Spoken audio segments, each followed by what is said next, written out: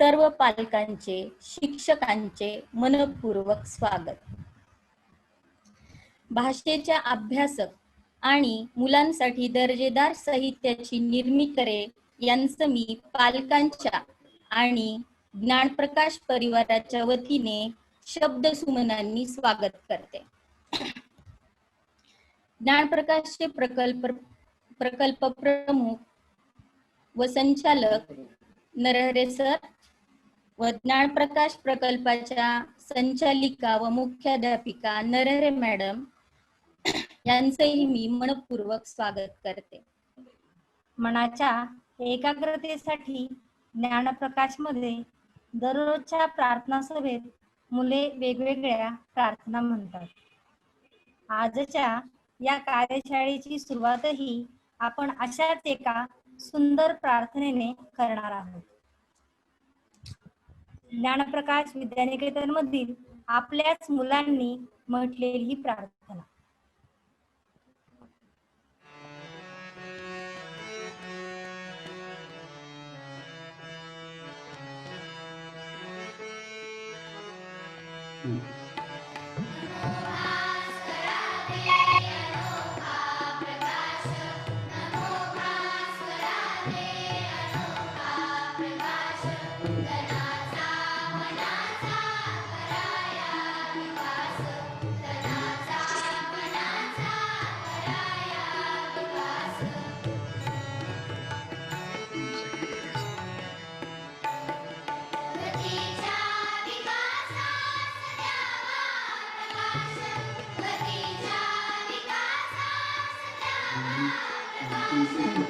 Screen नाही दिसत।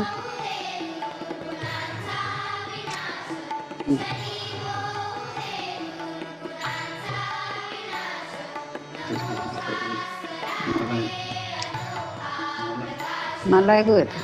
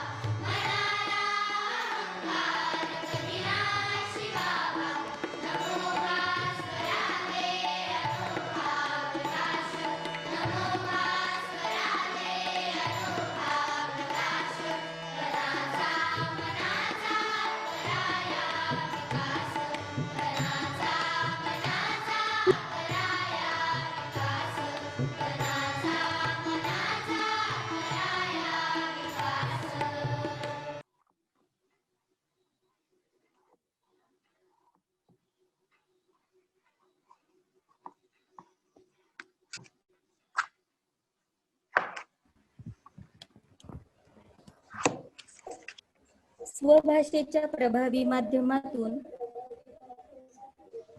व अनुभवातून मुलांचे शिकणे सहजतेने घडते व ते व्यक्तिमत्व राहून ज्ञानप्रकाश शैक्षणिक प्रकल्प मागील 21 वर्षापासून शैक्षणिक जगतात प्रयोगशीलतेने काम करत आहे।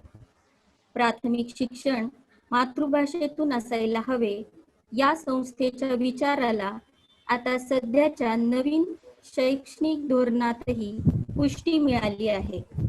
ज्ञानप्रकाश मध्ये मुले स्वयंशिस्त, स्वाभ्यास ज्ञानप्रकाश मध्ये नेहमीच शिक्षक, पालक व मुलांसाठी नवनवीन उपक्रम, प्रकल्प, कार्यशाळांचे आयोजन केले जाते आणि मुलांसोबतच पालकही अशा उपक्रमांना भरभरून प्रतिसाद देतात.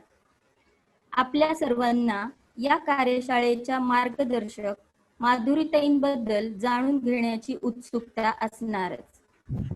ज्ञानप्रकाशच्या मुख्याध्यापिका नरहरे मॅडम आपल्या सर्व पालकांसाठी माधुरीताईंचा थोडक्यात परिचय विनंती करते की त्यांनी माधुरीताईंचा परिचय द्यावा.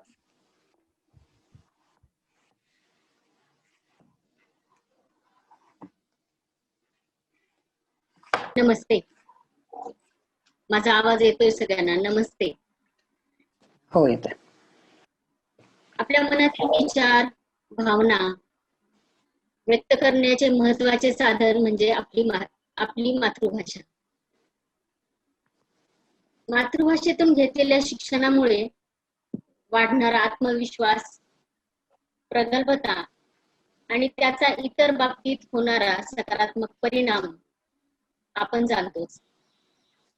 या दृष्टीनेच ज्ञानप्रकाशने सृजनशीलता आणि नेटकेपणा आणण्यासाठी माधुरीताईंनी लिहावे नेटकेचे लेखन केले.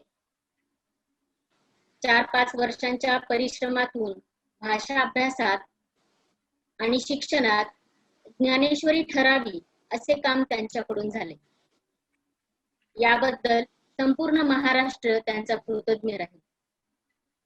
लिहावे नेटके आपल्याकडे आहे. यावरून आपण या पुस्तकाची खोली जाणली असेलच. मराठी शिकणाऱ्यांसाठी, शिकवणाऱ्यांसाठी आणि मराठीचा वापर करणाऱ्या सर्वांसाठी याचा उपयोग होत आहे. ज्ञानप्रकाशची मुले आणि शिक्षकांचा माधुरीताईंशी तसा बराच जुना परिचय आहे. हा परिचय झाला तो त्यांनी मुलांसाठी आणि शिक्षकांसाठी लिहिलेल्या पुस्तकांमधून. त्या काळात म्हणजेच 2012-13च्या लोकसत्तामध्ये एक बातमी आली की लिहावे नेटके असे एक पुस्तक तयार झाले आहे आणि त्याच्या लेखिका यांनी एक शिक्षकांसाठी तशी कार्यशाळा घेतली आहे. आणि जेव्हा असं काही दिसतं तेव्हा आम्हाला असं वाटतं की हे ज्ञानप्रकाश मध्येही व्हायला हवं. आणि याचा शोध घेऊन ज्ञानप्रकाशने 2013 मध्ये इतर काही संस्थांचे शिक्षकही सहभागी झाले होते आणि तेव्हापासून लिहावे नेटके हा ज्ञानप्रकाशचा अविभाज्य भाग बनला. ज्ञानप्रकाशच्या या वाटचालीमध्ये आणि भाषा शिक्षणामध्ये लिहावे नेटकेचा अतिशय महत्वाचा सहभाग आहे. अगदी बालगटापासून लिहावे नेटके असेल किंवा ताईंनी लिहिलेली अनेक पुस्तकं असतील. लहान मुलांना ही पुस्तकं खूप आवडतात. मोठ्यांसाठी पण ताईंनी काही अशी वेगळी पुस्तकं लिहिली आहेत आणि त्यातील एक म्हणजे त्यांनी अनुवादित केलेले हॅनाची सुटकेस हे पुस्तक. या पुस्तकाने मुलांच्या भावविश्वाचा विस्तार केला असं मला म्हणावंसं वाटतं. प्रत्येक वर्गासाठी मुलांच्या भावविश्वात खळबळ माजून दिली आणि तिला भेटावं, तिला पाहावं अशी इच्छा निर्माण केली. मुले वर्गावर्गात अतिशय स्तब्ध राहून या पुस्तकाचं वाचन ऐकायची, ताईंना धरून वर्गात आणायची. आणि हे पुस्तक मुलांना इतकं आवडायला लागलं की आम्ही दरवर्षी एका वर्गासाठी ते पुस्तक कायमस्वरूपी वाचनासाठी निवडलं.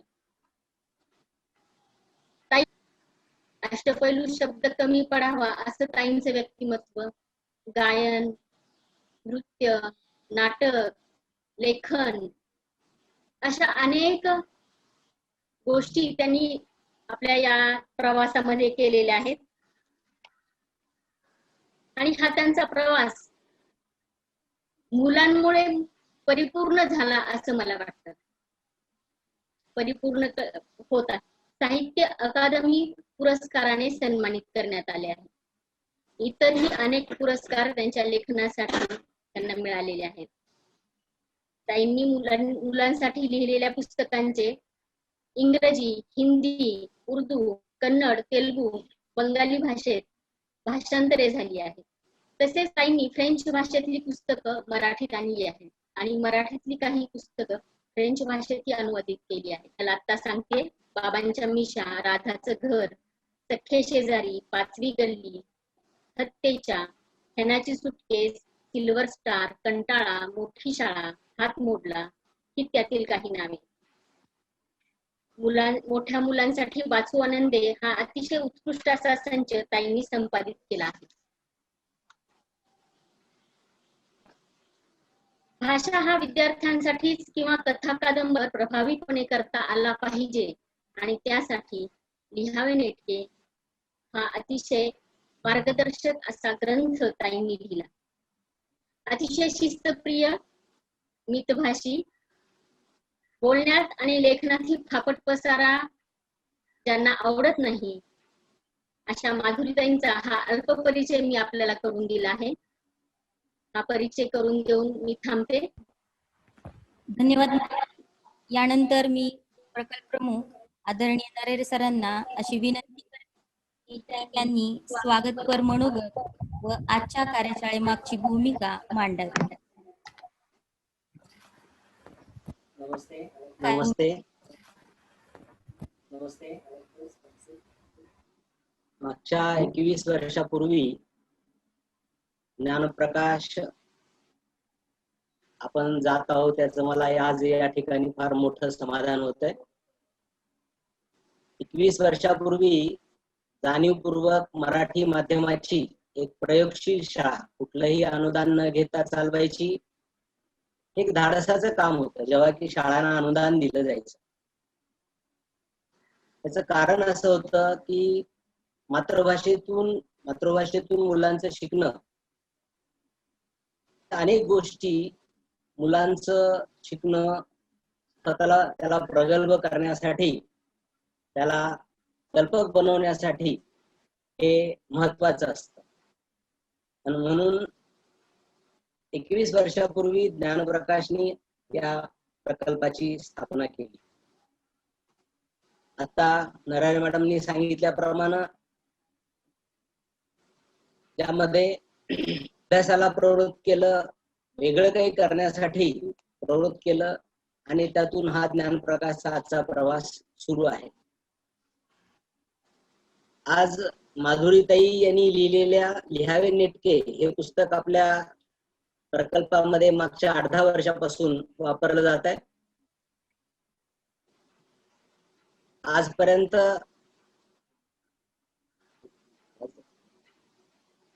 आणि पालकांच्या हातामध्ये पडल्याबरोबर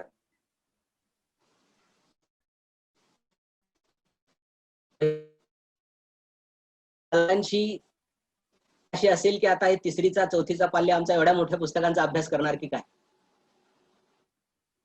काही पालक आणि काही मुलं यांचं ह्या 2-3 दिवसामध्ये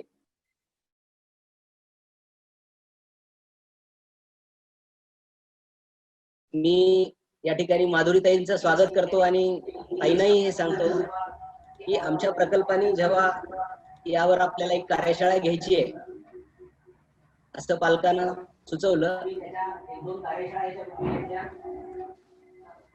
आम्ही त्याच्या 1-2 कार्यशाळा याच्यापूर्वी घेतल्या. याच्यापूर्वी अशा पालकांना आणि पालकांनी हा विषय समजून घ्यावा आणि तो आपल्या स्वतः तुम्ही ज्या उद्देशाने हे पुस्तक तयार केलंय हे जर पालकापर्यंत गेलं तर त्यांना त्याचा वापर कसा करायचा त्याचा निश्चितपणे अधिक अंदाज येऊ शकेल असं मला वाटतं. आणि त्या दृष्टीने आपण या आजच्या कार्यशाळेचं आयोजन केलेलं आहे. आणि या शैक्षणिक प्रकल्पात आपण 2-3 दिवस म्हणजे आज ही केवळ एक व्याख्यान नाही, ही कार्यशाळा म्हणजे व्याख्यान नाही तर हा एक अभ्यास वर्ग आहे हे पालकांनी लक्षात घ्यावं असं मला वाटतं.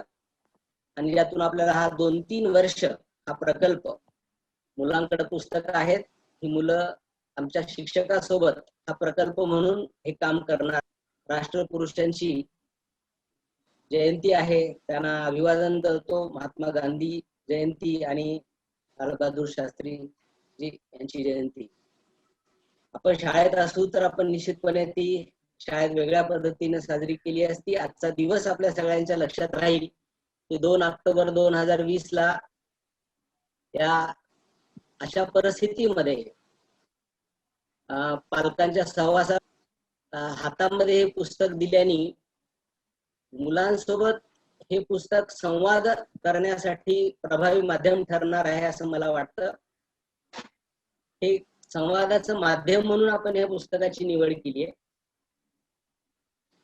त्यातलं नेमकं आपल्याला काय घ्यायचं काय नाही घ्यायचं, कशा पद्धतीचे आपल्याला त्याच्यात संवाद करायचे आहेत, हे निश्चितपणे पालकांना ह्या 2-3 दिवसात हे शाळेत जाता येत नाही, बाहेर खेळता येत नाही, पण आईबाबांशी मोकळेपणाने बोलता येण्यासारखं वातावरण हे पुस्तक तयार करणार आहे. आणि म्हणून हे केवळ पालकांसाठी नाही तर एका कुटुंबासाठीची ही कार्यशाळा आहे असं मला वाटतं. म्हणून सर्व आपल्या ज्ञानप्रकाशच्या कुटुंबांना मी अशी विनंती करतो की त्यांनी केवळ मुलं आई किंवा असे समजून घ्यावा अशी एक मी आपल्या सर्वांना विनंती करतो. परत एकदा आपण सर्वजण सहभागी झालेले आहात. 2-3 दिवस आपला असाच उत्साह राहणार आहे आपल्यामध्ये आणि माधुरीताईमध्ये. अधिकचा वेळ न ठेवता ताईंना विनंती करतो की त्यांनी मार्गदर्शन करावं.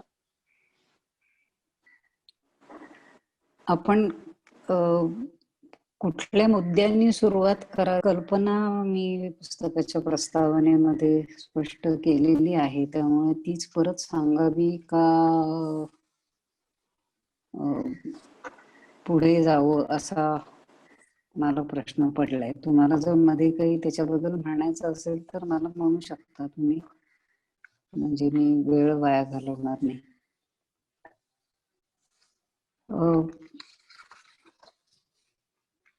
मातृभाषा आपलीच ही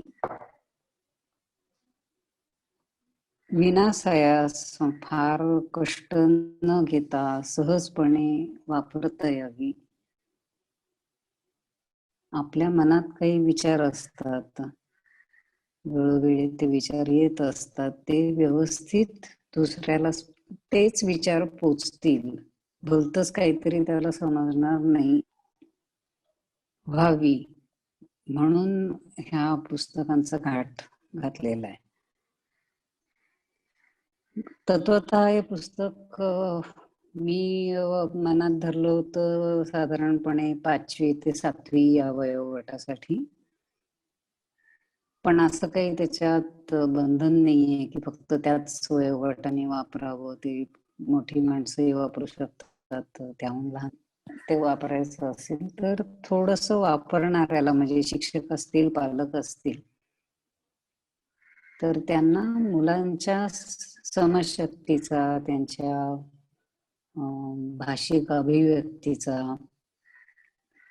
त्यांच्या शब्दसंग्रहाचा विचार करून त्याच्यामध्ये जर आवश्यक बदल करावेसे वाटत असतील तर त्यांनी ते आवश्यक करावेत. हा एक नमुना आहे. या नमुन्याच्या आधाराने त्या वयाच्या मुलांसाठी या पुस्तकामध्ये काही बदल करायचे असतील तर ते आपल्याला करता येतील. आज आपण पालकांसाठी ही कार्यशाळा घेतो आहोत. माझी पालकांना पहिली विनंती आहे, कारण ह्या सुरुवात करते की विशिष्ट वयोगटासाठी कसं वापरायचं,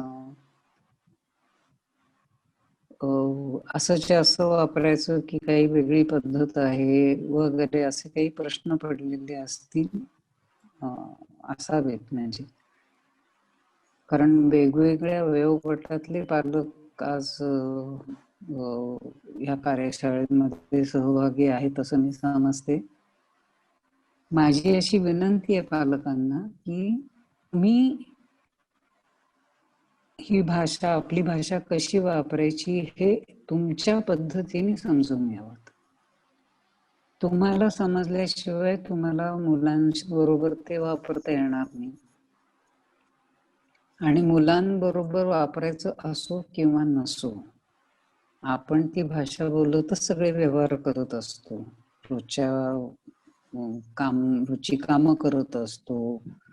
आपल्या व्यवहारात सुद्धा आपल्यालाही भाषा व्यवस्थित वापरता यावी, नेमकेपणाने वापरता यावी.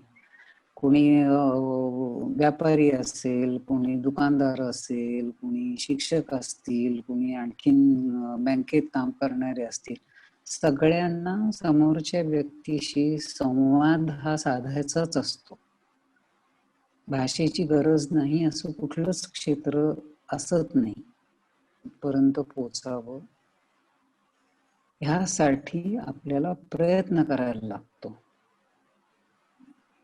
एक लक्षात घ्यायला पाहिजे आपण की भाषा ही नैसर्गिक नाहीये, ती कृत्रिम व्यवस्था आहे, माणसाने निर्माण केलेली व्यवस्था आहे.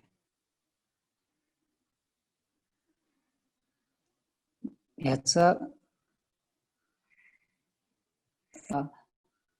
ओरडायला आपल्याला शिकावं नाही लागत, कारण ते जगातल्या सर्व माणसांमध्ये सारखंच असतं. आनंद झाला की हसणं, दुःख झालं की रडणं, हे काही शिकवावं लागत नाही. परंतु भाषा मात्र, शब्दांची भाषा जी असते ती शिकावी लागते आपल्याला.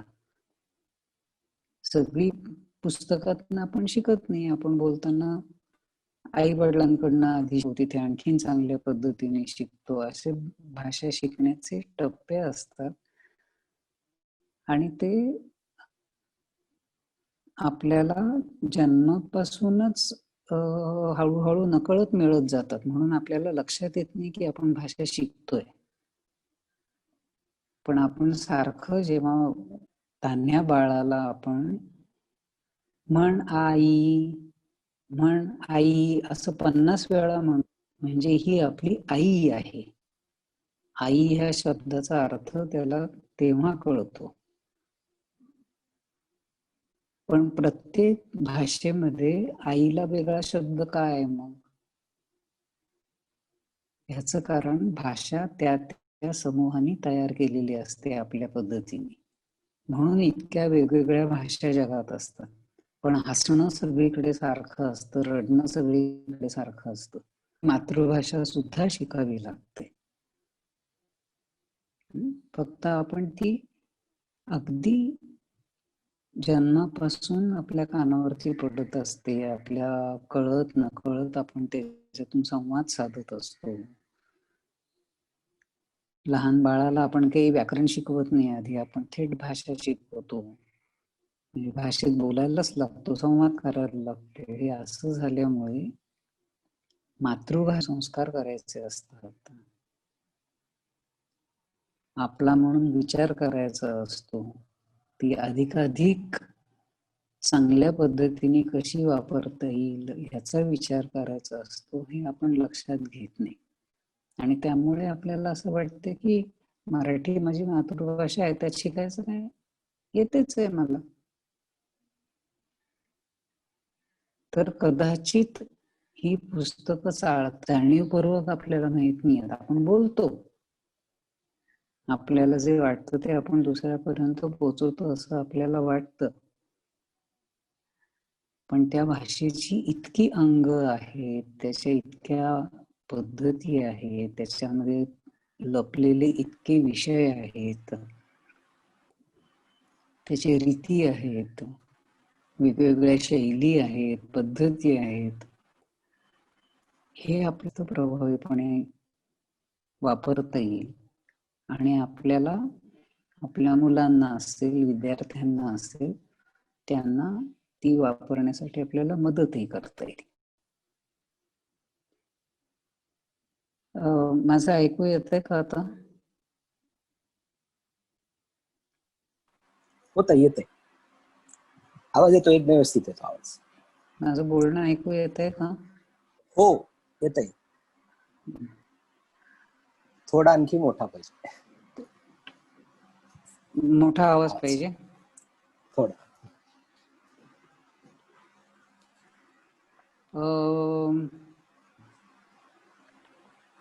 आता मी इथे त्या पुस्तकाकडे वळते. आधी या पुस्तकाची रचना आपल्या भाषेतल्या काही विषयांप्रमाणे विभागात आहे. तो आपल्या मुळाक्षरांबद्दलचा आहे. आपण साधारणपणे भाषा शिकवताना पहिल्यांदा आपली मुळाक्षर शिकवतो. अ आई स्वर शिकवतो, मग क ख ग वगैरे हे सगळं शिकवतो. तर त्याच्या संबंधीचा हा पहिला पाठ आहे. शिकायचं म्हटलं की आपल्याला दडपण येतं की अरे बापरे, आता हे सगळं लक्षात ठेवायचं, आणि याचा उपयोग काय, कशासाठी हे, आणि मग त्याची आपल्याला ते समजत नाही असं वाटल्यामुळे कटकट वाटायला लागते. कुणाला भाषेत दुरुस्त केलेलं त्यामुळे आवडत नाही, की काय बिघडलं, असं म्हटलं काय आणि तसं म्हटलं होतं. दुसरं म्हणजे आपल्याला जे म्हणायचं आहे त्यातल्या ज्या वेगवेगळ्या छटा असतात त्या दुसऱ्यापर्यंत पोचत नाहीत.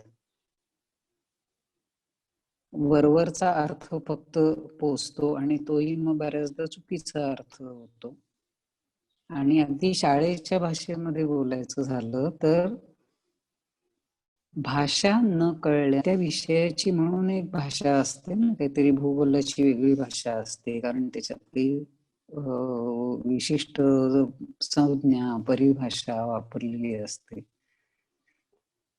इतिहासाची असते, गणिताची असते, ह्या सगळ्याची भाषा असते प्रत्येक विषयाची म्हणून. तर ती भाषाच आपल्याला जर कळली नाही तर तो विषयही आपल्याला कळत नाही. आपण जर शिक्षक म्हणून किंवा पालक म्हणून जर असं म्हटलं की मी गणित शिकवतो किंवा शिकवते, मला भाषा शिकायची काय गरज आहे, मी विज्ञानाचं आहे, मी कशाला भाषा शिकायची.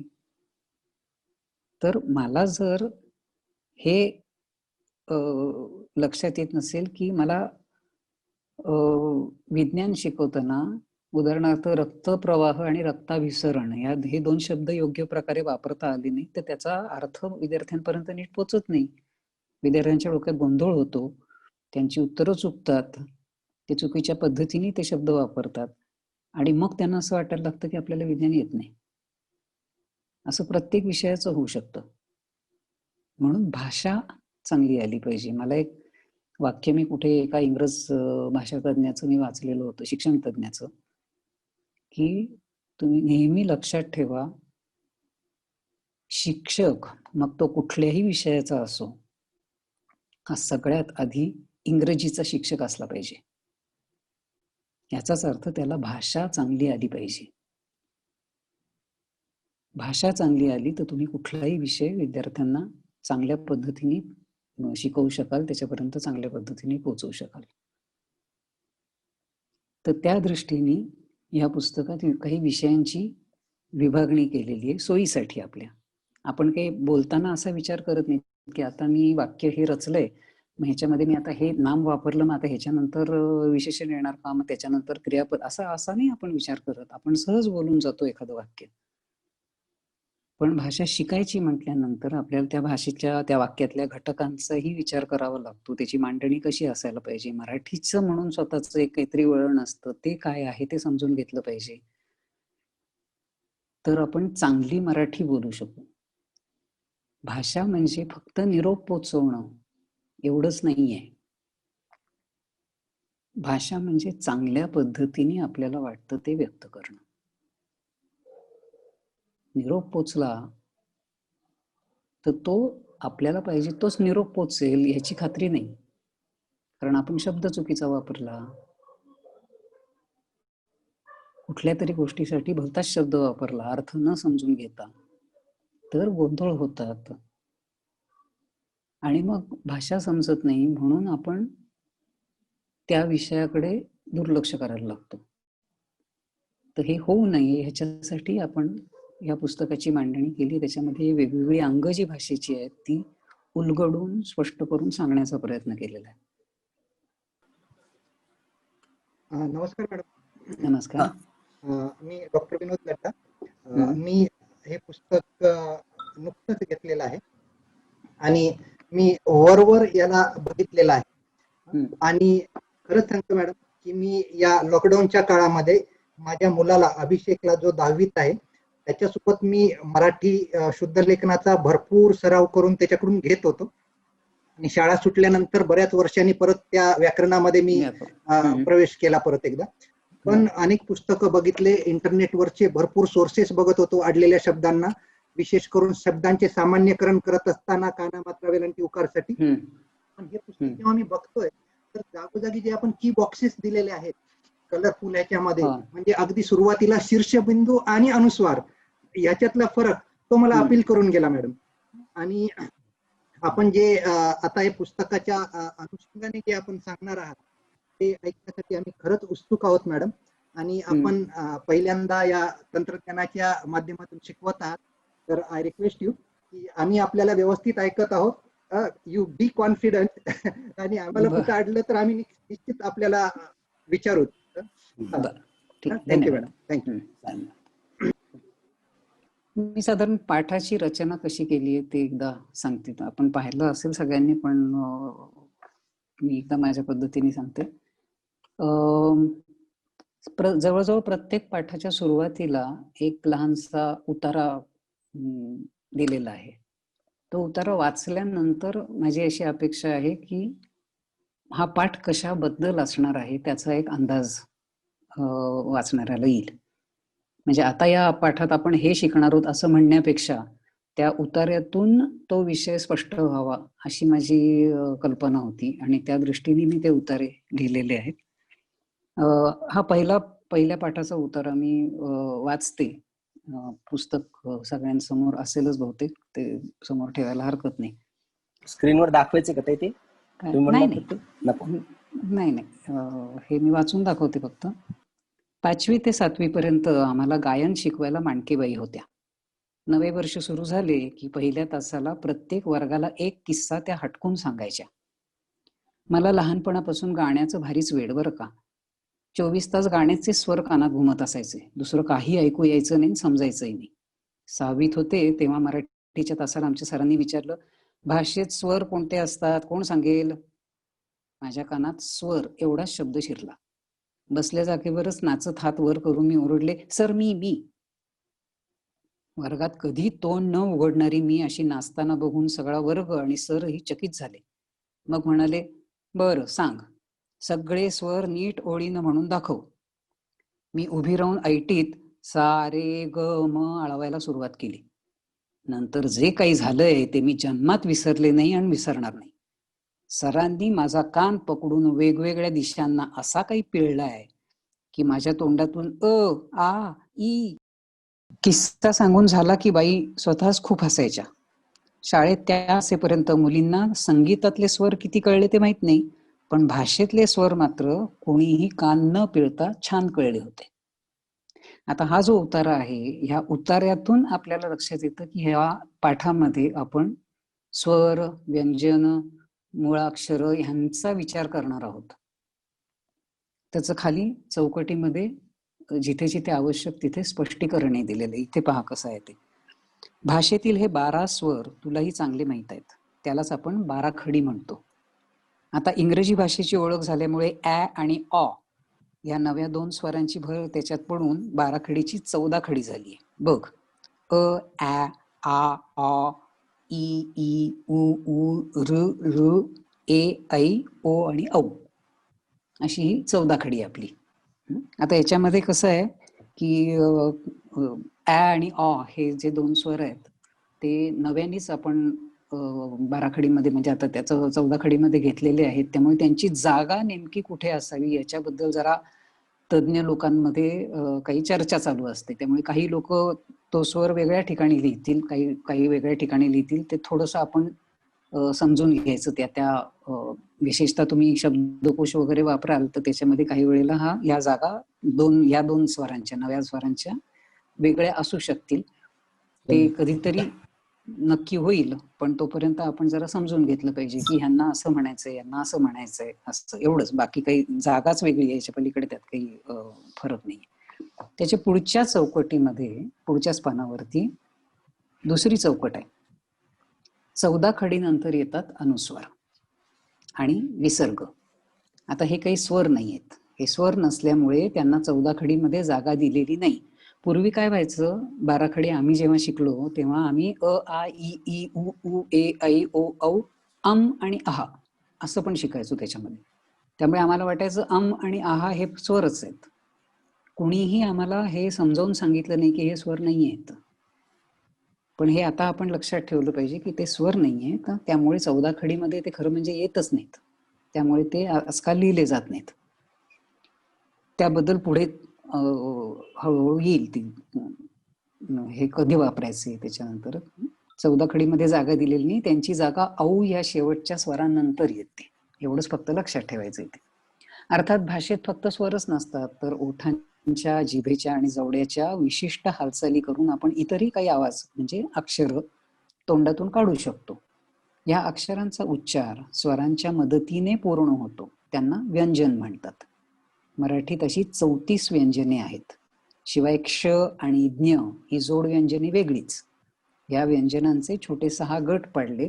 प्रत्येक गटाचे पहिले अक्षर घेऊन तयार झालेला गमतीदार शब्द म्हणजे क च ट त प य.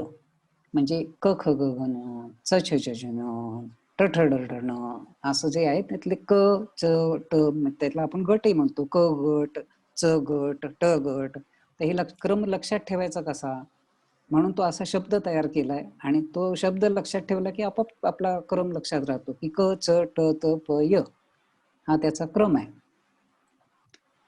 हे सगळं कशासाठी करायचं, कुठलाही विषय त्याच्यात भाषा सुद्धा आली, कुठलीही गोष्ट का करायची, त्याच्या मागे कारण काय आहे हे समजून घेतलं तर ते लक्षात राहायला आणि वापरायला पण सोपं जातं. तर हे कशासाठी, म्हणजे ही अक्षरं आणि त्याचा क्रम आणि ते स्वर हे सगळं कशासाठी लक्षात ठेवायचं, तर त्याचं कारण असं आहे की शब्दकोशातील शब्द, संदर्भ ग्रंथातील माहिती किंवा सूची, नावांची यादी, ग्रंथालयातील शेल्फावर मांडलेली पुस्तके हे सगळे स्वरांची 14 खडी आणि वर्णमाला याप्रमाणेच लावलेले असते. त्या पाठ असतील तरच तुला हवा तो शब्द किंवा पुस्तक वगैरे शोधता येईल. शब्दकोश वापरायचा तर शब्द प्रत्येक पानावर आपण काही शोधत बसणार नाही. आपल्याला जर माहिती असेल की आपल्याला श पासून सुरू होणारं अक्षर, सुरू होणारा शब्द शोधायचा आहे, तर आपण पहिल्या पानावर तो शोधण्याचं काही कारण नाही. श कुठे येतो, तर शेवटच्या गटामध्ये, यच्या गटामध्ये श येतो. य र ल व श स हळ क्ष ज्ञ माहिती आहेत मला, तर त्यामुळे आपण शेवटच्या बाजूला तो शोधायचा. अशा पद्धतीने आपण ती एक शिस्त लावून घेऊ शकतो आणि ते समजून घेऊ शकतो. तर इथे खाली त्याच्यावरती काही गमतीदार स्वाध्याय पण दिलेले आहेत ते लक्षात ठेवण्यासाठी. आता इथे खाली जो दिलेला आहे तो पुढे दिलेल्या अक्षरांमध्ये तुला काही 3 अक्षरी शब्द सापडतील. ते बाजूच्या मोकळ्या जागेत, ही जी चौकट दिली आहे 3-3 याची घरांची, तर त्याच्यामध्ये ते शब्द लिहायचे. त्यातील काही शब्द बाजूच्या चौकटीत अशा प्रकारे लिहिली की त्यातून कोणत्याही उभ्या स्तंभामध्ये, म्हणजे तो उभा पहिला असेल, दुसरा असेल किंवा तिसरा असेल, 3 उभे असे स्तंभ आहेत ना, तर त्यातील उभ्या स्तंभामध्ये क च ट त प य हा शब्द आपोआप तयार होईल त्या शब्दांच्या शेवटच्या अक्षरापासून. अशा पद्धतीने तो लिहायचा आणि मग खाली हे जे शब्द दिलेत त्या शब्दातनं ते आपलं अक्षर दिले, त्या अक्षरातनं ते शब्द शोधायचे. आता मला इथे दिसतोय पहिल्या ओळीमध्ये तबक असा शब्द दिसतोय, किंवा शेवटी उभा शब्द खाचर असा दिसतोय. तर त्याच्यामधनं असे शब्द लिहून पाहायचे आपण की त्याच्यातून कुठे कच ततपय हा शब्द आपल्याला तयार केलेला मिळेल. दुसरं या पुस्तकाचं एक वैशिष्ट्य म्हणा किंवा वेगळेपण म्हणा असं आहे की ह्याच्यातली जी स्पष्टीकरणं आहेत दिलेली, ज्या सूचना दिलेल्या आहेत त्या मुलाला उद्देशून लिहिलेल्या आहेत. तुम्ही असं करा असं नाही म्हटलेलं आहे, तू असं कर. असं म्हटल्याने काय होतं, मुलाला आपल्याशी कोणीतरी गप्पा मारतंय, कोणीतरी संवाद करतंय आपल्याशी, आपल्याला समजावून सांगतंय असं वाटतं आणि त्याला समजून घ्यायला सोपं जातं ते. तर त्यामुळे हे जी वरची आता मी वाचली सूचना की पुढे दिलेल्या अक्षरामध्ये तुला काही 3 अक्षरी शब्द सापडतील, तुला अभ्यास करता आला पाहिजे. तुम्ही असं म्हटलं की मग सगळीच मुलं आली त्याच्यात, तर तसं नाही, हे पुस्तक माझ्यासाठी आहे आणि मला उद्देशून लिहिलेलं आहे असं वाटल्याने त्याला आणखीन त्याच्यामध्ये मजा वाटते. पुढच्या पानावरती शब्दकोडी दिली, शब्दकोडी सोडवायची तुम्हाला सवय आहे मुलांना, तर त्यामुळे पालकांनी हे सगळं स्वतः करून बघावं हा माझा आग्रह आहे, शिक्षकांनी आणि पालकांनी सुद्धा. हे नुसतं पुस्तक आहे, त्याच्यात चित्र आहे, ते मुला पुढे टाकलं आणि आता सोडव तुझं तू असं म्हटल्याने तुम्हाला मुलांना मदत नाही करता येणार.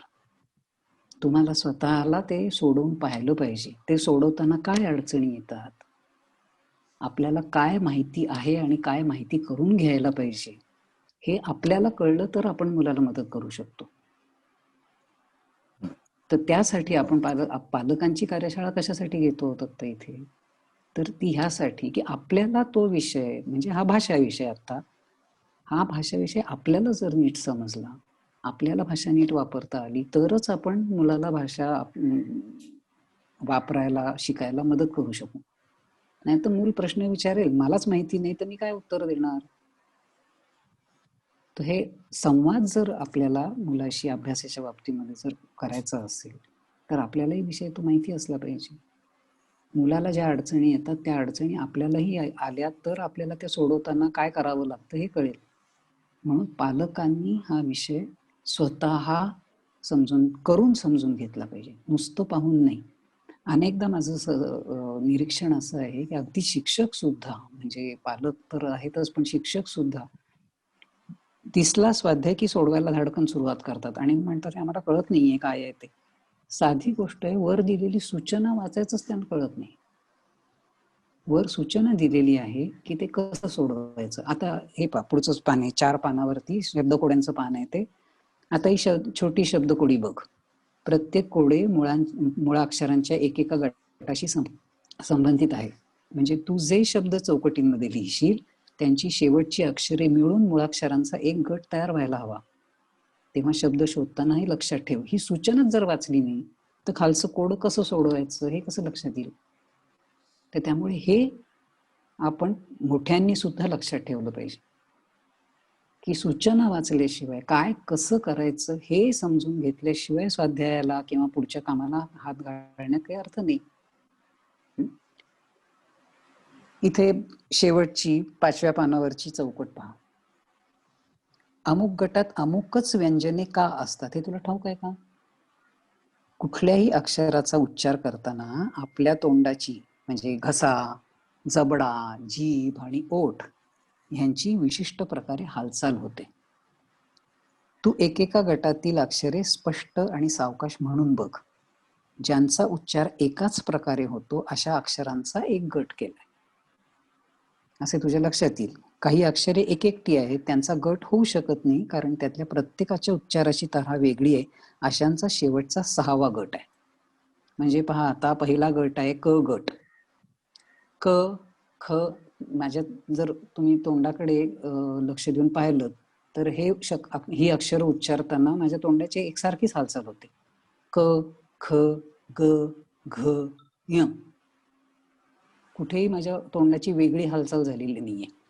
च छ ज झ ञ.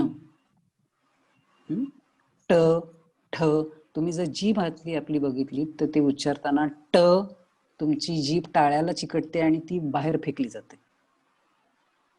म्हणून तो ट हा उच्चार होतो. तुम्ही जीभ न हलवता ट उच्चारून बघा, जमेल का? नाही जमत. ट ठ ड ढ हे पहा, अशी हालचाल होती जिभेची. ट ठ ड ढ ण. त बघा, त मध्ये जीभ दोन्ही दातांच्या ओळींच्या मध्ये येते. त थ द ध ण. तसंच प गट. प गटामध्ये दोन्ही ओठ एकमेकांना चिकटून उघडतात. प फ ब, भ, म. तर त्याप्रमाणे हे, आणि शेवटचा जो य गट आहे त्यातलं प्रत्येक अक्षर वेगवेगळ्या प्रकारचं आहे, त्यामुळे त्या वेगळ्या प्रकारच्या अक्षरांचा मिळून एक गट केलेला आहे. तर ही अशा पद्धतीने त्यांचे गट केलेले आहेत. हे जर तुम्ही लक्षात ठेवलं तर तुम्हाला उच्चार करणंही सोपं जाईल, चांगले उच्चार स्वच्छ होऊ शकतील आणि त्यांचा क्रमही लक्षात राहील. तर अशा पद्धतीने ही मांडणी ह्याची केलेली आहे. याच्यामध्ये बऱ्याच गोष्टी आहेत. आता प्रत्येक गोष्ट करून बघण्यासाठी आपल्याला वेळही नाहीये. तुम्हाला वाचलं तरी लक्षात येऊ शकेल ते काय करायचं त्याचं ते. स्वरांच्या उच्चारांबद्दल थोडंसं दिलंय इथे, पान 7व्या पानावरती. र आणि उ ह्या स्वरांच्या उच्चारांमध्ये फरक आहे. ऋषी मधला र आणि उ, ऊठ, उभा, हा उ. उ किंवा उ, ह्रस्व किंवा दीर्घ यांचा स्वच्छ खणखणीत उच्चार होतो. उ, ओठ आपले तसे हालतात, चंबू होतो ओठांचा.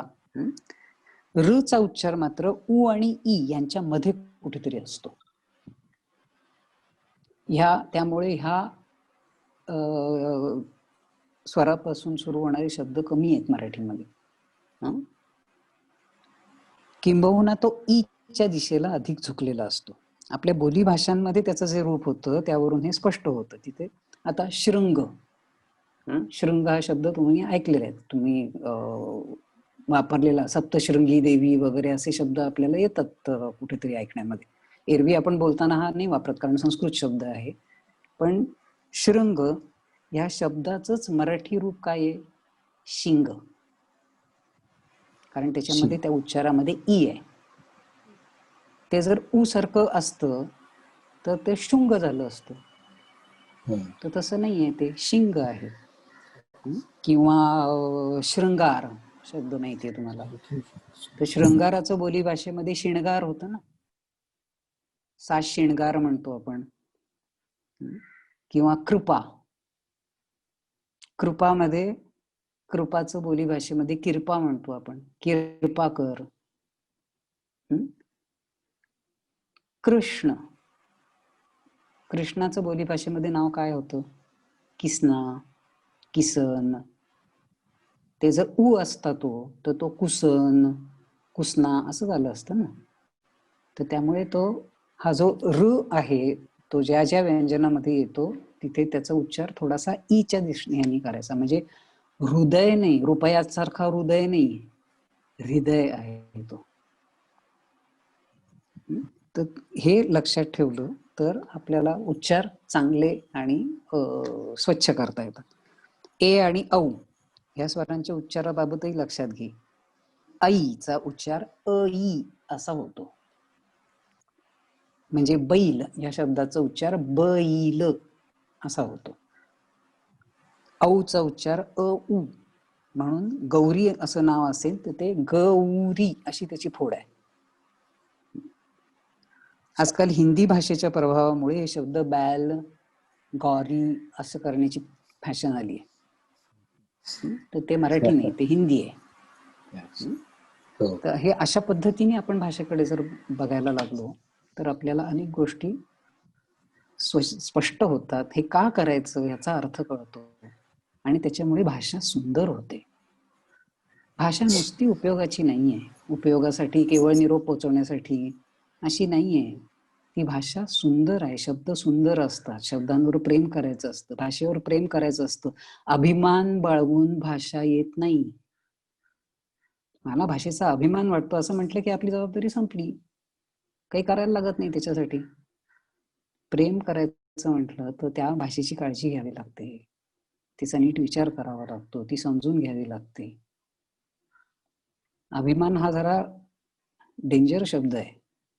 मी जरा 4 हात लांबच असते त्याच्यापासून, की कुठल्याही गोष्टीचा अभिमान वाटला की आपल्याला असं वाटतं की झालं, माझं काम संपलं त्या बाबतीत, माझी काही जबाबदारी नाही, माझं काही कर्तव्य नाही. तर त्यामुळे भाषेच्या बाबतीत आपण जास्त प्रेमाने विचार केला पाहिजे. तर असे अनेक मुद्दे याच्यामध्ये आहेत. एक आपण काम थोडंसं करून बघूया. खूप वेळ तुम्ही माझी बडबड ऐकलीत, एक 9वं पान पहा. ताई 9वं पान दाखवता तुम्हाला, मी काल पाठवलं होतं 9वं, त्याचा आहे फोटो उपलब्ध आपल्याकडे? हो आहे. हा, तर तो आपण सगळ्यांनी मिळून एक चित्र आहे साधं रस्त्याचं, त्याच्यामध्ये तुम्हाला म म ह्या व्यंजनापासून सुरू होणारे शब्द कोणकोणते सापडतात त्या चित्रामध्ये. जे जे काही दिसतंय तुम्हाला त्याच्यामध्ये, जे वस्तू असतील, माणसं असतील, त्यांचे व्यवहार असतील, त्याच्यातून म नी सुरू होणारे किती शब्द तुम्हाला 2 मिनिटं आपण तो प्रयत्न करून बघूया.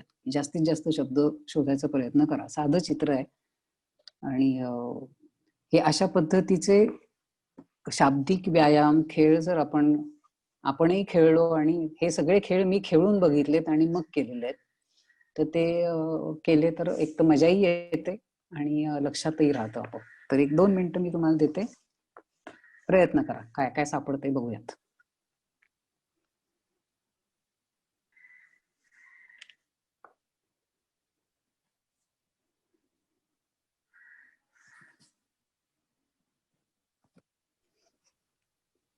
सगळे छान प्रयत्न करताना दिसत आहे. 2 मिनिटात जेवढं जमेल तेवढंच करूयात आपण, कारण आपल्याला वेळ पण सांभाळायची. हो.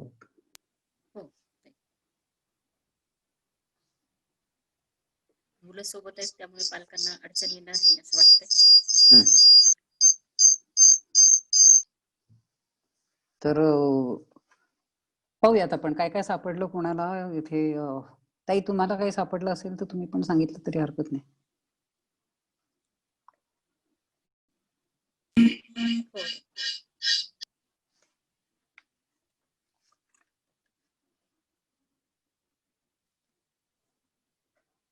सांगताय?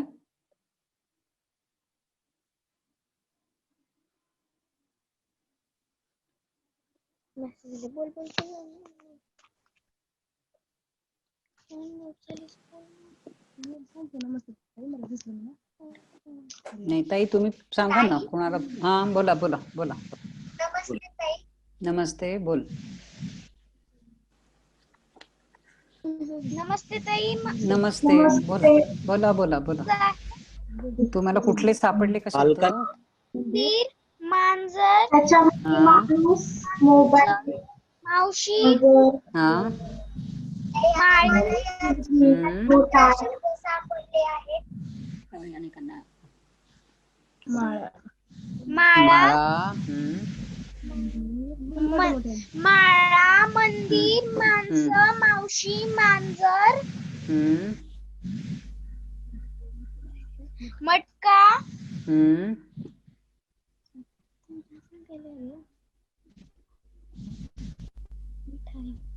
मिठाई, मिठाई, बरोबर. मका आहे. माणूस, माणूस, मंदिर, मांजर, हो, झालं ते. मारुती, बरोबर, मारुती.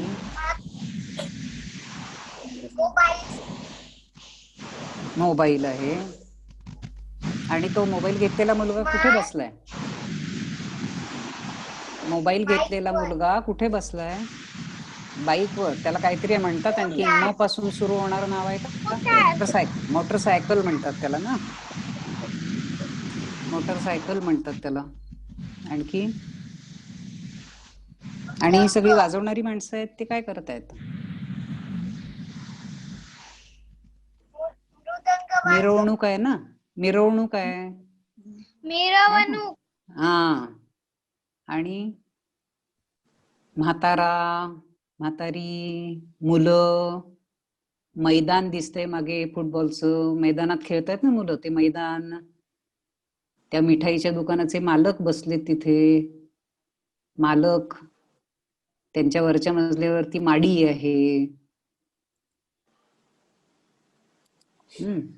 आणि काय इकडे मुलगी छोटी, ती काय करतीये?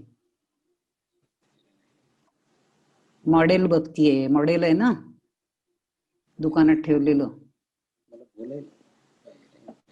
आणि ते दुकान आहे ते काय मॉल म्हणता येईल की नाही त्याला?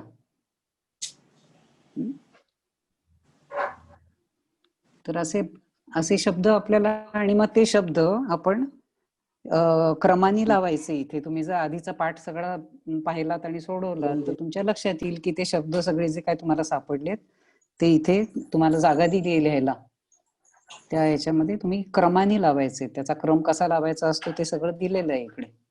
तर ते तुम्ही एकदा पाहिलं की तुमच्या सोडवून बघितलं की तुमच्या लक्षात येईल की ते कसं लिहायचं, म्हणजे तो कसा शब्दांचा क्रम असतो तो पण लक्षात येतो. जवळपास तर 50 पालकांनी मुलांनी हात वर केलाय, पालकांनी हात वर केलाय. प्रातिनिधिक स्वरूपात त्यांच्याकडून माहिती घेतली. उत्साह आहे. तसाच त्याच्या पुढे पण एक असाच अभ्यास दिला याच्याच बद्दलचा 11व्या पानाचा फोटो तुम्ही दाखवला तर त्यांना हे पहा. त्याच्यामध्ये असं दिलंय, वाचनाच्या तासाला ग्रंथालयातून आणलेली पुस्तके परत नेऊन देण्याची जबाबदारी सुधन्वाची होती. तास संपल्यावर त्याने स्वतःच सगळी पुस्तके क्रमाने लावली. आता ती लहान गठ्ठे करून पोचवायची की नाही, हा ऐटीत सगळ्या पुस्तकांचा मनोरा करून हातावर तोलत निघाला आणि समोरून येणाऱ्या आमोदला धडकला. मग काय, पुस्तकं अशी अस्ताव्यस्त पडली. तर ती पुस्तकं आता ती क्रमाने लावायला त्याला मदत कर. खाली उभ्या करून ठेवलेल्या पुस्तकांवर वर्णक्रमाने त्या पुस्तकांची, प्रत्येक पुस्तकावर त्या पुस्तकाचं नाव लिहिलेलं आहे. तर ते कोणत्या क्रमाने येतील, कचटत पय या पद्धतीप्रमाणे कुठलं नाव आधी येईल, कुठलं नंतर येईल, कशाच्या नंतर काय येईल ते या इथे खालच्या ह्याच्यामध्ये लिहायचं. असे एक थोडेसे खेळ म्हणा, थोडेसे स्वाध्याय असं अशा पद्धतीने सोडवलं तर ते त्याची गंमत वाटू शकते. पुढच्याच पानावरती 12व्या पानावरती एक आहे, जरा हे सावकाश नंतर घरी तुम्ही कराल. आता आपल्याकडे तेवढा वेळ नाही आता सोडवायला. पुढचंच पान आहे 12व्या पानावरती, कधी ऱ्हस्व कधी दीर्घ. आता कधी ऱ्हस्व आणि कधी दीर्घ हे जे काय प्रकरण आहे मराठीतलं ते सगळ्यांना भयंकर त्रास देतं. व्यंजनामध्ये स्वर मिसळतो. उदाहरणार्थ क या व्यंजनात आ हा स्वर मिसळतो आणि आपली ओळख दाखवणारं चिन्ह म्हणजे काना व्यंजना शेजारी ठेवतो, म्हणून क चा का होतो. आपली ओळख दाखवणारे प्रत्येकच स्वराचे असे चिन्ह असते. कोणाची मात्रा असते, कोणाचा ऋकार असतो, कोणाची वेलांटी असते, तर कोणाचा उकार असतो. हे सगळे अक्षर ओळख झाली तेव्हाच तुझे शिकून झाले आहे. यापैकी वेलांटी आणि उकार या दोन, खरे तर 4 चिन्हांमुळे अनेकांच्या डोक्यावरचे केस उभे राहतात. मराठीत लिहायचं म्हणजे शब्दांच्या ऱ्हस्व दीर्घाची भानगड असते, ती फार डेंजर असते म्हणून आम्ही आपल्या इंग्रजीतच लिहितो असं म्हणणारे कमी नाही आहेत. जणू काही इंग्रजीत ऱ्हस्व दीर्घ नसतंच. मराठीपेक्षा जास्त ऱ्हस्व दीर्घ इंग्रजीमध्ये असतात. FILL आणि FEEL दोन्हीचा उच्चार सारखाच आहे की नाही. ते कसं आपण तक्रार न करता लक्षात ठेवतो, पाठ करतो. मराठीतलेच ऱ्हस्व दीर्घ आपल्याला एवढे त्रास का देतात, तर त्याचे नियम आहेत. कधी ऱ्हस्व लिहायचं, कधी दीर्घ लिहायचं, त्याचे थोडेसे नियम देऊन इथे त्याच्यावरती पुढच्या पानावरती स्वाध्याय दिलेले आहेत. त्याच्यावरती आणखी म्हणजे बरेच स्वाध्याय दिलेले आहेत, त्याची स्पष्टीकरणही वेळोवेळी दिलेली आहेत. आणि पाठाच्या शेवटी थोडेसे गमतीदार खेळ पण दिलेले आहेत. म्हणजे आता उदाहरणार्थ 15व्या पानावरती तुम्ही नंतर घरी करून बघा, उद्या वाटलं तर येताना घेऊन या, की पुढे दिलेल्या छोट्याशा परिच्छेदातील काही शब्दांमध्ये बदल करून नवीन शब्द तयार होऊ शकतील. तर आता बघा, पावसाची जोरदार सर आली तरी आम्हाला हातातली गरम भजी सोडवत नव्हती. वडा खाण्याचाही मोह झाला पण आम्ही तो आवरला. 7 वाजले होते त्यामुळे घरी परतायला हवे होते. आम्ही मनाविरुद्धच निघालो पण एकंदरीत मजा आली. आता ह्याच्यामधले काही शब्द असे आहेत की ज्या अक्षराची जागा बदलली की वेगळा शब्द तयार होतो.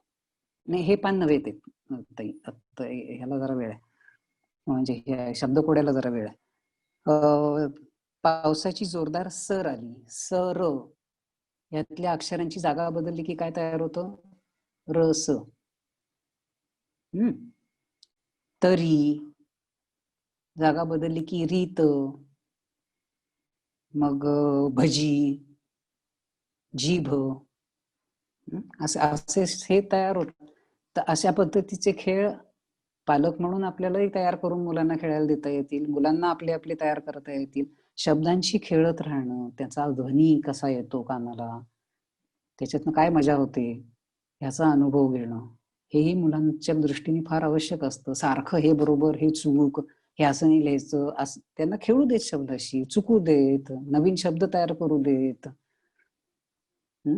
भाषा आपली आहे, आपल्या भाषेशी आपण खेळायचं असतं. मोडून तोडून आपण खेळणी देतो, मुलं का मोडतात खेळणी, तर त्यांना ते उघडून बघायचं असतं आतनं कसं असतं ते.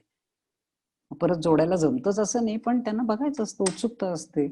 तसंच शब्दांचंही आहे, त्यांना शब्द ते मोडून बघू देत, उलटे करून बघू देत, अक्षरांची जागा बदलून बघू देत, त्याच्यामध्ये वेगळे स्वर घालून बघू देत. तर अशा पद्धतीने त्याचेही स्वाध्याय सोडून बघितले तरी हे पहा. आता पुढच्या पानावरती आहेत आणखी काही शब्द आहेत त्याच्यामध्ये ज्याला मात्रा आहे त्याची जागा बदलायची, म्हणजे दुसऱ्या अक्षरावरती मात्रा द्यायची. आणि आधीच चोख, घेर, तर चोवर जी मात्रा आहे तर ती जर जागा बदलली अक्षरांची, मात्रा त्याच्यावरती दिली तर खोच असा शब्द तयार होऊ शकतो. घेरचं रेघ होतं. तर असे शब्दांशी खेळ करत मग मुलांना कुठला शब्द, शुद्ध लेखन ऐकताना जो गोंधळ होतो ना, की मात्रा कशावर द्यायची ह्याचा गोंधळ होतो, वेलांटी कशावर द्यायची याचा गोंधळ होतो, तर ते ऐकायला लागलं नीट आणि अशा पद्धतीने त्याच्याशी खेळायला लागलं की मुलांना बरोबर ऐकू येतं आणि बरोबर लिहिता येतं.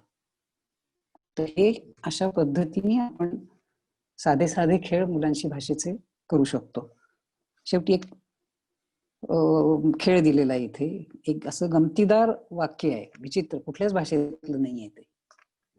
गुलदी रंकणीना रकरडेश चिवी साबल ता मढमा रखमाडनो कतिव्यंदे कटेव करकळ मत्र्यंदा खाबेळ.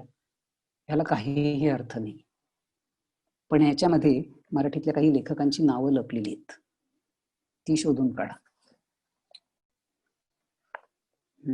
त्याच्यामध्ये आहेत ते सगळे अक्षरं अशी विस्कटली आहेत आणि सगळं आपण एखादी गोष्ट मोडून त्याचा ढिगारा करून ठेवला की त्यातनं निवडून काढा असं म्हटल्यावर कसं होईल, तसं ते आहे. तर त्याच्यामधली ती नावं शोधायला सांगायची. मुलांच्या डोळ्यात अक्षरं बसतात असं शोधताना, लिहिताना गोंधळ होत नाही. मग डोळ्यात बसतात, हातात बसतात, पटकन दिसतं त्यांना, अनुस्वार कुठे दिलेला आहे, रेघ काना कुठे दिलेला आहे, उकार कुठे आहे, हे त्यांच्या लक्षात येतं. तर असं तुम्हाला अनेक बाबतीत हे लेखकांची नावं आहेत. अशा प्रकारे तुम्हाला प्रसिद्ध चित्रपटाची, नाटकांची, पुस्तकांची किंवा वेगवेगळ्या क्षेत्रातल्या व्यक्तींची नावं, खाण्याचे पदार्थ, म्हणी, वाक्प्रचार, असे वेगवेगळे विषय वापरून असे खेळ तुम्हाला तयार करता येऊ शकतात. त्यातला आनंद आपण मोठ्यांनी सुद्धा घेतला पाहिजे, तर आपल्याला मुलांपर्यंत तो आनंद पोहोचवता येईल. त्याला अभ्यासच आहे तो अभ्यास. काही सारखीच मजा करायची असते अभ्यासामध्ये असं नाही, काही गोष्टी गंभीरपणेही करायच्या असतात, पण ह्या दोन्हीचा मेळ साधत आपण मुलांपर्यंत ह्या गोष्टी पोहोचवल्या पाहिजेत. तर साधारणपणे पाठाची रचना यातल्या ही अशा प्रकारची आहे. त्याच्यामध्ये कधी खेळ आहेत, कधी त्याचे नियम समजावून सांगितले, त्याच्यावरचे स्वाध्याय आहेत, त्याची स्पष्टीकरणं आहेत, कुठल्या शंका मुलांच्या मनात येऊ शकतील याचा विचार करून त्या शंकांची उत्तरं देण्याचा प्रयत्न केलेला आहे. तर असे हा वर्णमाला हा पाठ आहे. वर्णमालेशी संबंधित म्हणजे सगळी मुळाक्षरं आपण आता जी बघितली, स्वर, व्यंजनं वगैरे, त्याच्याशी संबंधित हा पाठ आहे. त्यामुळे वर्णमालेविषयी जर काही कोणाला माहिती करून घ्यायची असेल तर काय शोधायचं, तर हा पाठ शोधायचा. पुढचा पाठ आहे तो अनुस्वारासंबंधी. अनुस्वाराला आपण सरसहा टिंब म्हणतो, मुलांना कळावं म्हणून. एक लक्षात घ्यायला पाहिजे की भाषेची म्हणून एक भाषा असते. अनुस्वार म्हटलं की आपल्याला ते टिंब हे आपल्याला लक्षात येतं. वाटेल त्या कपाळाला कुंकू लावतो ते टिंब म्हणजे अनुस्वार नव्हे, हे लक्षात येतं. तर त्याची फोड की अनुस्वार कुठे वापरायचा आणि कशाला अनुस्वार म्हणायचं सगळ्याच टिंबांना अनुस्वार नाही म्हणत. आपण त्याच्यासाठी 2 शब्द केलेले आहेत. एकाला अनुस्वार म्हटलंय, दुसऱ्याला शिरोबिंदू म्हटलंय. यातला फरक असा आहे, तो कसा आहे तो कळेल तुम्हाला, पण मी थोडक्यात सांगते. अनुस्वार हा उच्चारला जातो, शिरोबिंदू वेगळ्या प्रकारांनी उच्चारला जातो किंवा उच्चारला जात नाही. तर त्याचा संबंध हे पहा, खाली त्याचं स्पष्टीकरण दिलेलं आहे या पानावरती, 18व्या पानावर. एखाद्या अक्षराचा उच्चार जेव्हा नाकातून करायचा असतो तेव्हा त्यानंतर ण, न, म अशी अक्षरे येतात. नंतर येणाऱ्या या अक्षरांचा उच्चार अर्धाच करायचा असतो. म्हणजे उदाहरणार्थ संपदा हे नाव लिहायचं असेल तर नाकात उच्चार कुठल्या अक्षराचा झाला? सं. मग त्या स वर अनुस्वार द्यायचा असतो, प वर नाही.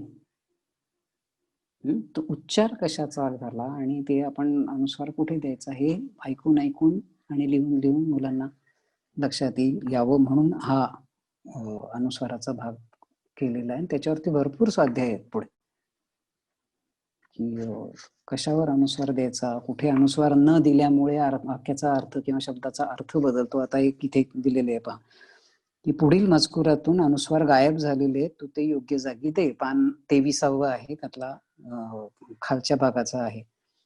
आकाश कदील पूर्ण झाल्यावर बिशूने तो खाबावरच्या खिळ्याला टाकला आणि आत दिवा सोडला. ह्याच्यात एकही अनुस्वार नाहीये. तर ते कुठे येतील अनुस्वार? ते वाचून बघितल्याशिवाय नाही कळणार. तर ते वाचलं की तिथे बरोबर ते अनुस्वार कुठे येतात ते मग समजेल. तर अशा पद्धतीचे स्वाध्याय हे मुलाचं आकलन, मुलाचं वय आणि त्याला काय माहितीये, किती शब्द माहितीये ते लक्षात घेऊन, हे जर अवघड वाटले तर ह्याचे आणखी सोपे करून तुम्हाला देता येते. पण हा असाच्या असा स्वाध्याय तुम्ही 3रीच्या वर्गाला दिलात तर कदाचित त्याला ते अवघड जाईल. त्याला सोपं करून द्या. तोच स्वाध्याय, फक्त भाषा सोपी वापरायची, शब्द सोपे वापरायचे.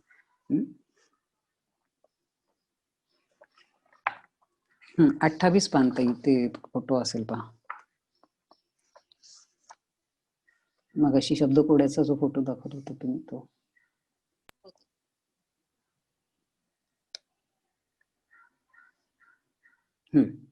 आता इथे शब्दकोड आहे, अनुस्वारांसाठी आहे. वरती जे शब्द दिलेले आहेत, आडवे शब्द आणि उभे शब्द, त्याच्यामध्ये त्याची उत्तरं जी आहेत ती ह्याच्यामध्ये लिहायची. या चौकटींमध्ये अनुस्वाराचं ते टिंब तुम्ही ज्याला म्हणता ते टिंब दिलेलंच आहे आधी. हे पहा, टिंब दिलेलीच आहेत, त्यामुळे सोपं जाईल तुम्हाला शोधायला. तर त्यामुळे उत्तर त्याचं बरोबर तुम्हाला इथे लिहिता येईल ह्याच्यामध्ये. तर असेही खेळ आहे त्याच्यामध्ये. आणखी 2 आहेत तसे. असे पुढचं पण पान दाखवता. हे पहा, इथे पण एक आहे. 2 दिलेले आहेत शब्दकोड्यांचे खेळ. आणि शेवटचं आहे, हे तुम्हाला माहिती असेल, शाळेत घेतोच आपण ते, की बाजाराचा रस्ता आहे, नावांच्या पाट्या खूप आहेत आणि खूप चुका आहेत त्याच्यामध्ये. तर त्या चुका कोणत्या त्या शोधा. आता हा सगळा भाषेचा एक प्रकारची उजळणी आहे, पहिल्या 2 पाठांची उजळणी म्हणून दिलेला आहे हा, की मुळाक्षर आणि अनुस्वार या दोन्हीचं मिळून एक स्वाध्याय तयार केलाय. त्याच्यामधल्या चुका कोणत्या तर त्या तुम्ही दुरुस्त करा. तर अशा पद्धतीने हे जे पाठ आहे त्याच्यामध्ये आता पुढचा क्रियापदावरचा तर खूप मोठा आहे, कारण क्रियापदाचे अनेक प्रकार आणि अनेक पद्धती ते वापरण्याच्या अशा आहे त्याच्यामध्ये. तर त्याचा मोठा पाठ आहे. या पुस्तकाची या पद्धतीने विभागणी आणि रचना केलेली. एकच आपण छोटासा काय म्हणू, शुद्ध लेखनाचा एक प्रयत्न करूयात. मी वाचून दाखवते आणि पालकांनी ते लिहावं आणि मग नंतर ताडून बघावं. मी नंतर सांगते कोणता उत्तर ते. तर घ्यायचा पाठ हा शुद्ध लेखन. मी वाचून दाखवते. एकदा आधी नुसतं वाचते, मग सावकाश वाचते आणि पुन्हा एकदा वाचते, 3 वेळा वाचते. एक बातमी आहे वर्तमानपत्रात आलेली. बोरगाव दिनांक 5. गावातील एक शेतकरी श्री गुलाबराव मुळूक आपले शेत नांगरत असताना त्यांना जमिनीत पुरलेला मातीचा माठ सापडला. त्यात लग्नासाठी सजवलेली बाहुलाबाहुलीची जोडी जुन्या काळातील इयत्ता 2री व 3रीची पाठ्यपुस्तके, प्रगती पुस्तके, गलोली, पतंगाच्या मांज्याचा गुंडा, पुरचुंडीत बांधलेले चिंचोके असा ऐवज आहे. सर्व प्रगती पुस्तकांवर गैरहजर राहिल्याने अनुत्तीर्ण असा शेरा आहे. एका प्रगती पुस्तकावर अत्यंत खोडकर व उनाड असाही शेरा आहे. हे पुस्तक सध्याच्या सरपंचांच्या आजोबांचे असल्याची गावात चर्चा आहे. आमच्या प्रतिनिधीने सरपंचांशी संपर्क साधला असता त्यांनी याविषयी काही बोलण्यास नकार दिला. अशी ती छोटीशी बातमी आहे. तर आपण लिहायचा प्रयत्न करायचा. मी सावकाश वाचते आता. बोरगाव दिनांक 5. बोरगाव दिनांक 5. खाली परिच्छेद करायचा आता. गावातील एक शेतकरी, गावातील एक शेतकरी श्री पूर्णविराम गुलाबराव मुळूक, गुलाबराव मुळूक आपले शेत नांगरत असताना, आपले शेत नांगरत असताना त्यांना जमिनीत पुरलेला, त्यांना जमिनीत पुरलेला मातीचा माठ सापडला. मातीचा माठ सापडला पूर्णविराम. त्यात लग्नासाठी सजवलेली, त्यात लग्नासाठी सजवलेली बाहुला बाहुलीची जोडी, बाहुला बाहुलीची जोडी स्वल्पविराम जुन्या काळातील, जुन्या काळातील ई पूर्णविराम म्हणजे इयत्ता पूर्णविराम असं, तर ई पूर्णविराम 2री व 3रीची पाठ्यपुस्तके, पुन्हा वाचते. जुन्या काळातील ई पूर्णविराम 2री व 3रीची पाठ्यपुस्तके स्वल्पविराम प्रगती पुस्तके स्वल्पविराम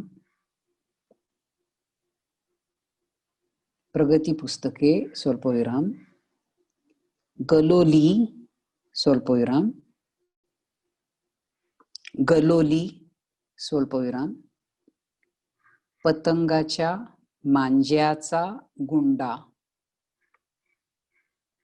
पतंगाच्या मांज्याचा गुंडा स्वल्पविराम पुरचुंडीत बांधलेले चिंचोके, पुरचुंडीत बांधलेले चिंचोके असा ऐवज आहे पूर्णविराम, असा ऐवज आहे पूर्णविराम. एवढंच करूया आता, कारण फार वेळ नाही आपल्याला. एकदा तुम्ही वाचून बघा स्वतःशी, मग मी परत एकदा वाचते.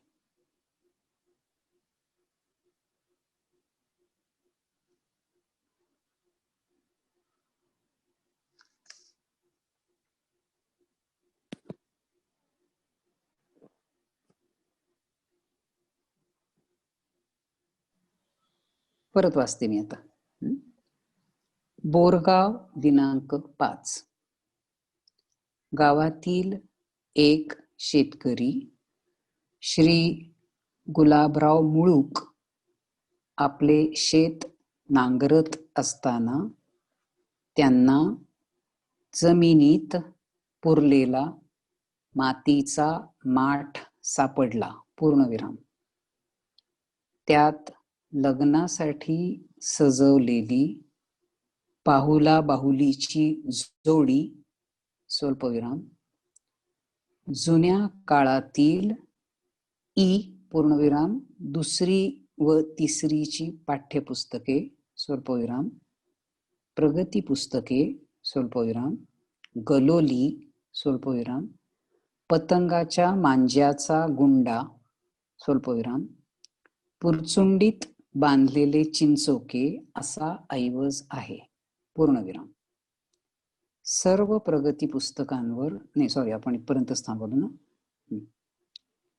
ठीक आहे. हा उतारा आहे 63व्या पानावर.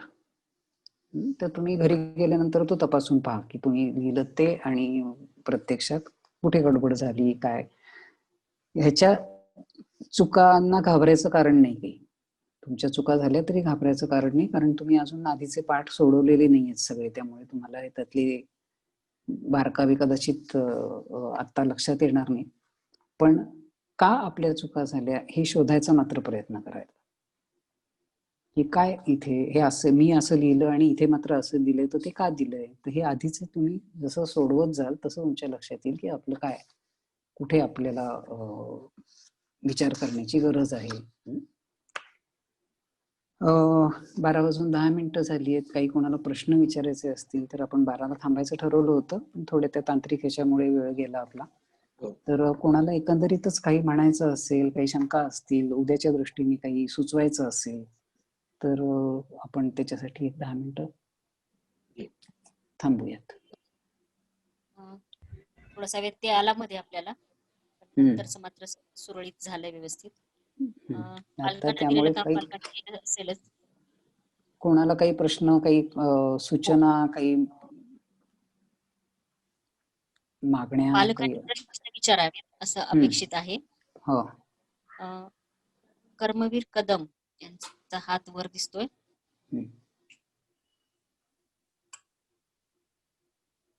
आज जे झालं त्याच्याबद्दल काही जर शंका असतील, काही अडचणी असतील, समजलं नसेल काही, तर तेही विचारा.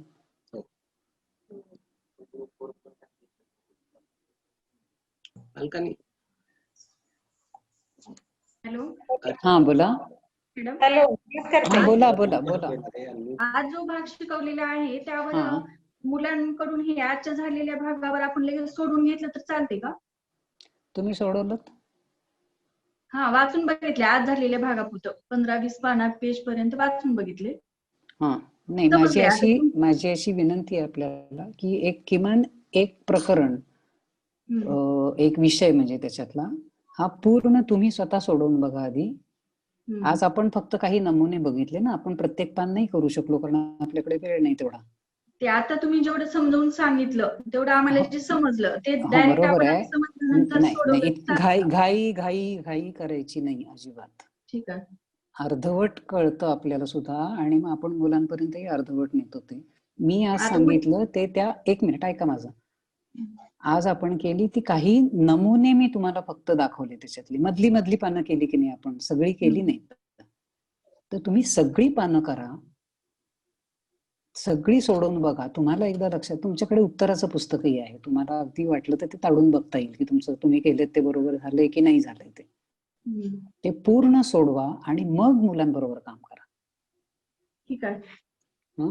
असं मधली पानं घेऊन करू नका, कारण त्या विषयाला काहीतरी सुसंगत क्रम आहे ना, ह्याच्यानंतर ते त्याच्यानंतर ते, असं त्याचं पूर्ण स्पष्टीकरण, त्याची सर्व उदाहरणं, त्याची सर्व स्पष्टीकरण ही सगळी तुम्हाला कळल्यानंतरच तुम्ही मुलांबरोबर काम करा.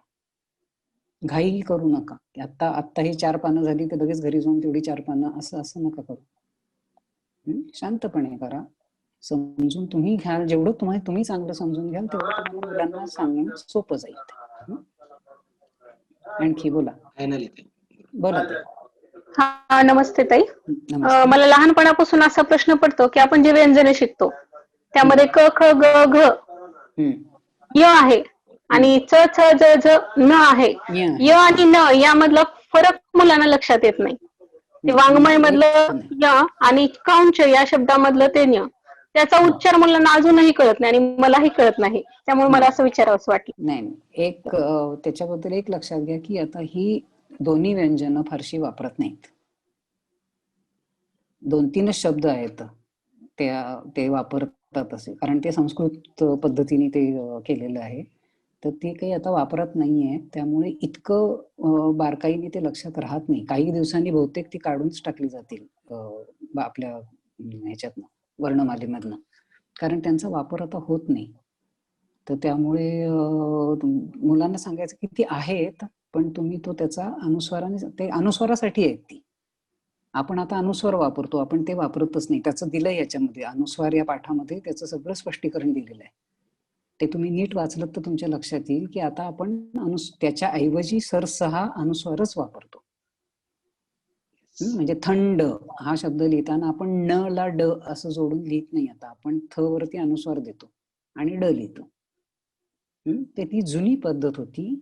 आता या पद्धतीने कोणी लिहित नाही, आणि पण तो बदल करण्याचा मला अधिकार नाही, म्हणून मी ती दाखवलेली आहेत की हे असं असं आहे. पण प्रत्यक्षामध्ये मात्र आपण अनुस्वारच वापरतो. तर आपण अनुस्वार वापरूनच ते सांगायचं मुलांना की त्याचा आणि इय असे जे उच्चार आहेत ते आता वापरत नसल्यामुळे आपल्याला ते ऐकण्यात नाहीत ना, त्यामुळे आपले ते नाही उच्चारता येत सहज. तर ते त्यांना म्हणून ते आहेत तिथे, ते लक्षात ठेवा एवढंच फक्त.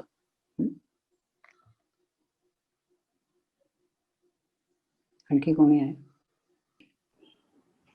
पालकांना ते पाहता यावीत म्हणून मागच्या 8 दिवसापासून पूर्वीच आपण ती पालकापर्यंत पोहोचवली. आणि तसं एक मागच्या आठवड्यामध्ये, मागच्या रविवारीच एक अशी मीटिंग घेऊन त्यांना हे सुचवलंय की जर तर तुम्ही बघून घ्या, म्हणजे त्यांच्या कार्यशाळेत त्यांना विचारता येईल, अधिक समजून घेता येईल. तर तशी बघितलीत का पुस्तकं सगळ्यांनी? पालकांनी उत्तर द्यावं तसं. मला असं लक्षात येत आहे पालकांच्या, आता जे स्क्रीनवर मला दिसत आहेत त्यांच्यावरून, छान पुस्तक आहे आणि मुलांनी चित्र बघितली आणि पालकांनी छान आहे अशा पद्धतीने बघितलेली पालकांची म्हणजे अंगठा दाखवलाय. अंगठा दाखवलाय फक्त. पण आणखी काळजीपूर्वक बघणं, ज्या अभ्यास वर्गाच्या दृष्टीनं पाहिजे तसं झालं नाही असं मला जाणवतंय. आणखी आज उद्या बघतील, आणखी त्याच्यात आज पण बघतील, काय चालतील. ठीक आहे, चालेल. आता मुलांना काही प्रश्न विचारायचे होते, ते 1-2-4 प्रश्न आले तरी. मुलांना काही प्रश्न विचारायचे असतील तर 1-2 घेऊ. मुलांचे हात वर होतील, पालकांपेक्षा मुलांचे हात लवकर वर होतील.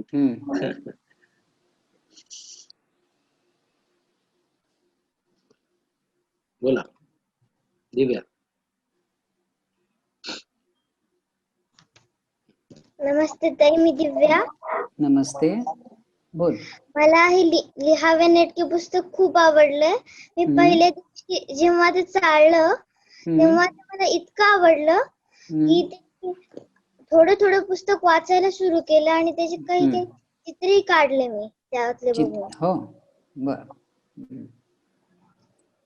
काय काय आवडलं तुला? कुठलं आवडलं सांगता येईल का? मला भाग 2 मधील आज्ञार्थ हे खूप आवडलंय. आज्ञार्थ आवडलं, बर.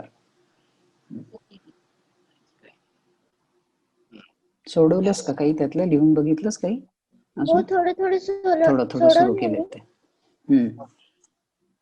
त्यामुळे ते मला खूपच आवडायला लागले. आता आवडायला लागले. मी घरचा अभ्यास झाल्यावर रोज काही ना काही त्यातलं बघत राहते. आणि ते कुठूनही सुरुवात केली तरी चालतं, ते काही पहिल्यापासूनच केलं पाहिजे असं नाही. कुठूनही आवडेल तिथनं कर. थँक्यू. नमस्ते ताई. नमस्ते. मला हे पुस्तक खूप आवडलं आणि त्याच्यामध्ये खूप आवडले. कोण बोलते? नाव नाही सांगितलंस. शिवारी. अच्छा. नमस्ते ताई. नमस्ते, बोला बोला. नमस्ते ताई, मी तेजन बोलतोय. ताई, मला हे पुस्तक आवडलं. ताई, हे पुस्तक कधीपासून सोडवायला चालू करायचंय? तुला हवं तेव्हा, केव्हाही, कधीपासून, कुठूनही. तुला मधलाच एखादा पाठ करायचा असेल तर मधलाच कर, शेवटचा करायचा असेल एकदम शेवटचा कर, मग पहिला कर, कसंही. ताईंनी सांगितल्याप्रमाणे आपल्याला याच्यात घाई करायची नाही. आपल्याला 2-3 वर्ष ते पुस्तक वापरायचं आहे आणि तुम्हाला ते कायमस्वरूपी तुमच्याकडे ठेवा म्हणून ज्ञानप्रकाशनी दिलाय.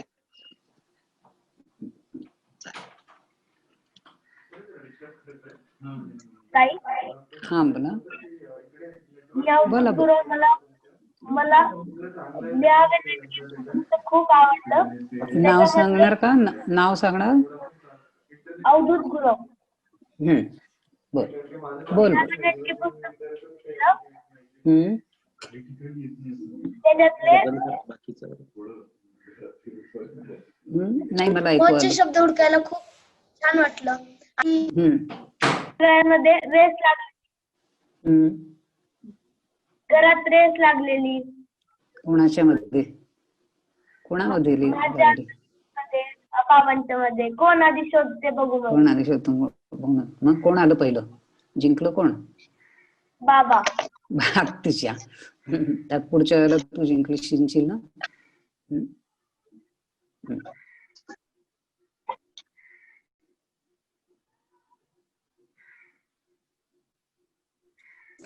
नमस्ते ताई, मी गाडगी पत्की. नमस्ते. बोल बोल बोल. हा, मला खूप कोडे आवडली त्याच्यातली, मी सोडवली सुद्धा 2-3. 2-3 सोडवली. बर, पुष्कळ आहेत कोडी आणखी त्याच्यामध्ये. आणखी इतर पण खेळ आहेत, ते पण कर. चालेल. वर्णमाळा चालू आहे माझी आता. वर्णमाला चालू आहे आता. नमस्ते ताई. नमस्ते. बोल. मी अनुजा जाधव. मला म पासून शब्द करायची खूप आवडली. मी माझ्या आई सोबत बसून काही त्याच्यातले शब्द केले. आता आणि असं ते उतार आहे क्रियापद मध्ये. त्या मुलीचे घर खूपच उंच आहे. मग ती कल्पना मला खूप आवडली. ती त्या थेंबांची माळ करते, मग सगळी वाऱ्याने ती थेंब गळतात, मग त्याचा किणकिण आवाज येतो. आणि ते मला ह्याच्यातले चित्र पण खूप आवडली. चित्र पण आवडली. मग तू पण काढ तुझ्या पद्धतीने चित्र. ते म ची अक्षर आहे तसं तू वेगळ्या पद्धतीचं दुसरं अक्षर घे आणि तशी चित्र काढ. ज्याच्यात त्या अक्षरापासून सुरू होणारी चित्र असतील, असं तू पण कर. नमस्ते. नमस्ते ताई, मी अनुष्का. मी हे पुस्तक बघून मला वाटलं की आम्ही एवढे पुस्तक कधी वाचणार, मग आम्हाला पुस्तक वाचता वाचता कंटाळा येईल. पण मी त्या पुस्तक चाहता मी अनेक पाठ वाचले त्यातले. मग आम्हाला वाटलं आता आम्हाला कंटाळा नाही येणार. थँक्यू ताई, तुम्ही आमच्यासाठी हे छान पुस्तक काढलं. थँक्यू.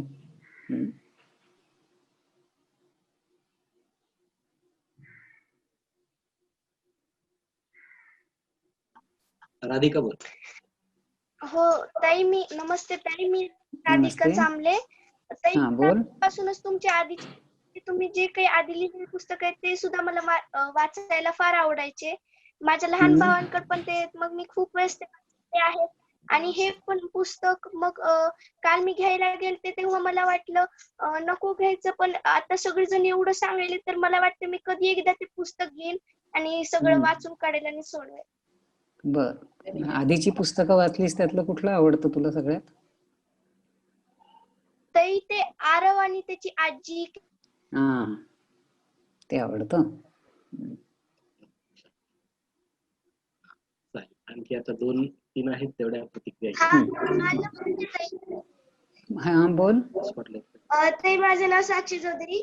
ताई, मला हे पण पाठ खूप आवडला. आणि ताई, मी त्यातील चित्रे पण खूप छान आहेत. आणि एकदा वाचायला सुरू केलं तर मी पूर्ण म्हणजे अर्ध तरी त्यातील पुस्तकातले पॅराग्राफ मी वाचले सगळे. पण मग वाचले तर मग नंतर सोडवशील सुद्धा ना त्याच्यावरचे प्रश्न ते सोडवे आणि काय खेळ असतील ते पण करायचे. सोडवशील ना? हो. चालेल, आता एक शेवटचा घेऊ.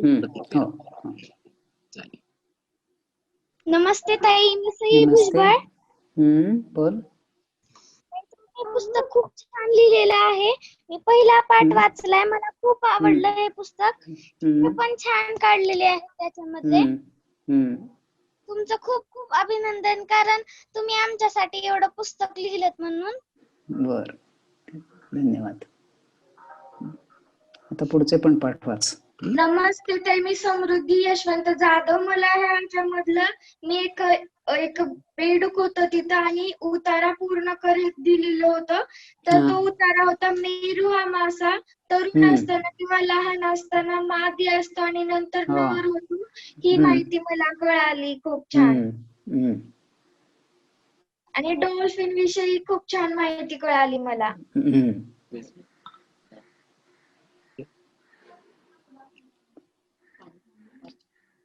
चला थांबायचं.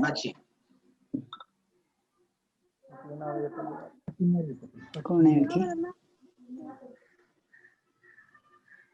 तिसरी मधून प्राची आणि स्वाती असं नाव आहे हा, हातवर. हा, शेवटचे हा. 2 घेऊयात आपण. हो बोला बोला बोला.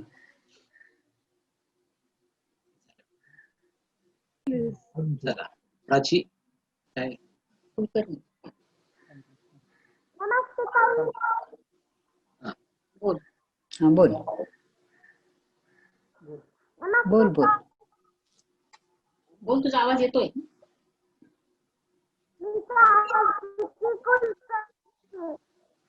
हा नाही मग काहीतरी अडकतंय नेटवर्कचा प्रॉब्लेम. नेटवर्कचा प्रॉब्लेम. पण अरे हे सांगितलं नाही की मुलांनी की पालकांना छान कार्यशाळा मिळाली आहे, म्हणजे पालक शिकायला लागले. तुम्हाला कसं वाटलं त्याच्याबद्दल? कोण सांगताय? पालक पण तुमच्या सोबत शिकत आहेत, त्याच्याबद्दल कसं वाटतंय? एक जण फक्त घेऊ. येस योगित. आर्या. सर, मला यातील हे पुस्तक खूप आवडलेलं आहे आणि यातील चित्र, सगळ्या क्रिया ह्या खूप आवडलेल्या आहेत. मुलांची नावे, मुलींची नावे हे खूप आवडलेलं आहे. तुझ्या बरोबर आता कोण आहे? आई का बाबा का कोण आहे तुझ्या बरोबर आता? पालक कोण आहेत? आई आहे. आई आहे. मग आई शिकणार की तू तिला शिकवणार? मी तिला शिकवणार. हो ना. मग छडी घेऊन बसणार आई समोर? नाही. समजावून सांगशील ना आईला? समजावून सांगशील ना? तिला मदत करशील ना शिकताना? आणि लक्ष दे ती सगळं नीट शिकते की नाही त्याच्याबद्दल. आणि नाही शिकली तर मग मला सांग, मग मी रागवीन तिला. चालेल? चालेल. एकंदरीत आज थोडं सुरुवातीला आपल्याला अडचणी होत्याच, पण त्यात आणखी आपण आता दुरुस्ती करू. म्हणजे काय करता येईल उद्या बरोबर वेळेला आपली कार्यशाळा सुरुवात होईल. पालकांनी सर्वांनी ते आता ताईंनी सुचवल्याप्रमाणे त्या पुस्तक सोडवायची घाई न करता ते आता बघावं, ताईकडून विषय पूर्ण समजून घ्यावा. ते पुस्तक आपल्याला म्हणजे ज्या त्यांच्या वर्ग शिक्षिका आहेत त्या टप्प्याटप्प्याने काही सोडवायला सुचवतील, त्याप्रमाणे आपल्याला पालकांना घेता येईल. आधी पालकांनी ते ताईंकडून समजून घ्यावं आणि मग शिक्षकांच्या सोबतीनं आणि पालकांच्या घरातल्या मदतीनं, शिक्षकांच्या मार्गदर्शनाखाली मुलं काही काम करतील त्याच्यावर. आपण तिसरीची मुलं तिसरी, चौथी, 5वी असं 3 वर्ष ते पुस्तक वापरणार आहेत. त्याचा वापर कसा करायचा ते शाळा सुरू झाल्यानंतर सुद्धा आपल्या ताई घेणार आहेत. म्हणून ते सोडवायची घाई करू नये, पण ते जास्तीत जास्त समजून घ्या. नाही, आणि पालकांना पुन्हा मी पुन्हा एकदा आज जाताना मी सांगते की स्वतःसाठी शिका, स्वतःसाठी सोडवा, स्वतःसाठी वाचा. पालक आहोत आपण, वयाने मोठे आहोत, म्हणजे आपल्याला फक्त मुलांना शिकवण्याचाच अधिकार आहे असं न समजता आपण शिकूयात आणि मग मुलांना शिकवण्याचा प्रयत्न करूयात, अशी भूमिका जर ठेवली तर जास्त उपयुक्त ठरेल ती तुमच्याही दृष्टीने आणि मुलांच्याही दृष्टीने. तर घाई न करता, शिकवण्याची घाई न करता शिकण्याचा आधी प्रयत्न करा आणि मग मुलांपर्यंत पोहोचा. धन्यवाद. धन्यवाद ताई. आजच्या या कार्यशाळेमधून पुस्तकाकडे कसं बघावं हा दृष्टिकोनही पालकांना मिळालेला आहे आणि उद्यापर्यंत ते नक्कीच आणखी काही भाग बघतील आणि आजचा झालेला भागही व्यवस्थित समजून घेण्यासाठी त्यांना मदत होणार आहे. आजच्या या सगळ्या नियोजनाबद्दल मी संस्थेचे आणि सगळ्यांचेच ताईंचे विशेषतः मी आभार मानते की हे सगळं तंत्रज्ञान तुम्ही पहिल्यांदा वापरताय आमच्यासाठी. आणि त्याच्यामध्ये जी आलेली अडचण की रात्री आपण कनेक्ट झालो आणि काहीच अडचण आली नाही आणि सकाळी याची अडचण आली, तशी अडचण थोडस नेटवर्कचा प्रॉब्लेम होता आमच्याकडे, इथेही होता, त्याच्यामुळे स्पीड कमी येत होता बोलण्यातला, पण नंतर सगळं सुरळीत झालंय आणि उद्याही असंच सुरळीत व्हावं असं वाटतंय. आपण सगळेजण उद्या भेटूयात आपण सगळ्यांनी अगदी महत्वाचा सकाळचा वेळ काढला. सगळ्या पालकांचेही आभार आणि ताईंचेही आभार. धन्यवाद. धन्यवाद. नमस्कार.